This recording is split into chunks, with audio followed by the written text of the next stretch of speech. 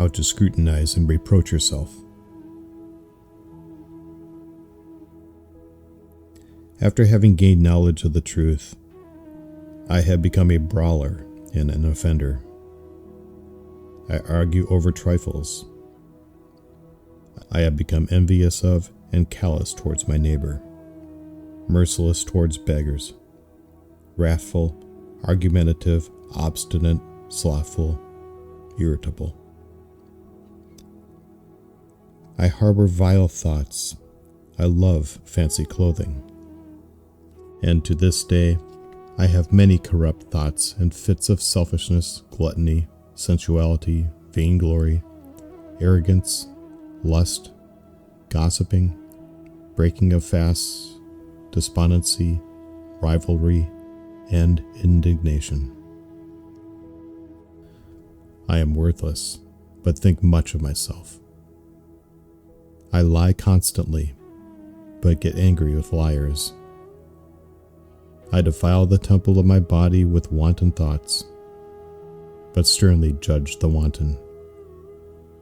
I condemn those who fall, but myself fall constantly. I condemn slanderers and thieves, but am myself both a thief and a slanderer. I walk with a bright countenance, although I am altogether impure. In churches and at banquets, I always want to take the place of honor. I see hermits and act dignified. I see monks and I become pompous. I strive to appear pleasing to women, dignified to strangers, intelligent and reasonable to my neighbors, superior to intellectuals. With the righteous I act as if I possess vast wisdom. The unintelligent I disdain as illiterates. If I am offended, I take revenge. If I am honored, I shun those who honor me. If someone demands of me what is rightfully his, I start a suit. And those who tell me the truth I consider enemies. When my error is exposed, I get angry. But I am not so dissatisfied when people flatter me. I do not want to honor those who are worthy, but I myself who am unworthy demand honor. I do not want to tire myself with work, but if someone fails to serve me, I get angry with him. I do not want to walk among laborers, but if someone fails to help me in my work, I slander him. I arrogantly deny my brother when he is in need, but when I have need of something, I turn to him. I hate those who are ill, but when I myself am ill, I wish that everyone would love me. I do not want to know those who are higher than I, and I scorn those who are lower. If I abstain from indulging my foolish desires, I praise myself vaingloriously. If I succeed in vigilance, I fall into the snares of conceit and contradiction. If I refrain from eating, I drown in pride and arrogance. If I am wakeful in prayer, I am vanquished by irritability and wrath. If I see virtue in someone, I studiously ignore him.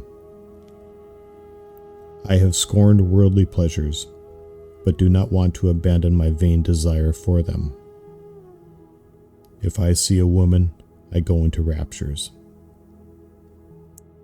To all appearances, I am wise in humility, but in my soul, I am haughty. I seem not to be inquisitive, but in reality, I suffer from a mania for possessions. And what good is it to dwell on such things? I appear to have forsaken the world, but in fact I still think about worldly things all the time.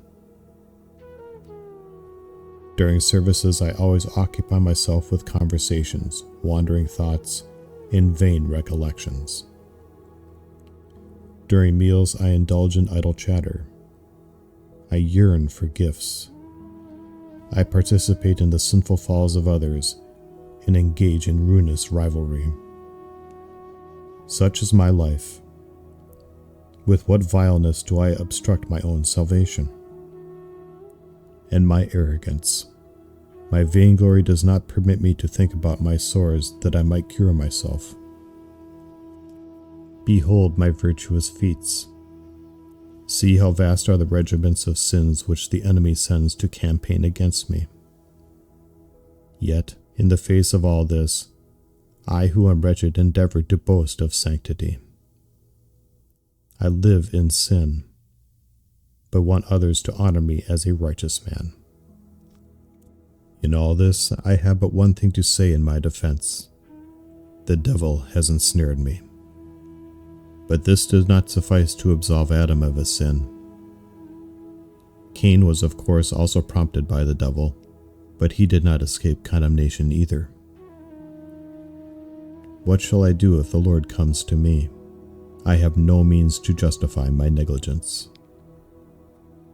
I fear that I shall be numbered among those who Paul called vessels of wrath,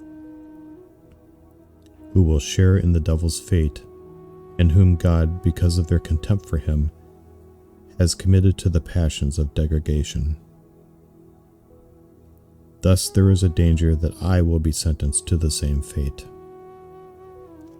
If thou wouldest save me who am unworthy, O merciful Lord, vouchsafe me a sinner repentance. Enliven my soul deadened by sins, O giver of life. Drive out the stony hardness that is in my miserable heart, and grant me a fountain of contrition. O thou who didst pour forth life unto us from thy life-creating rib.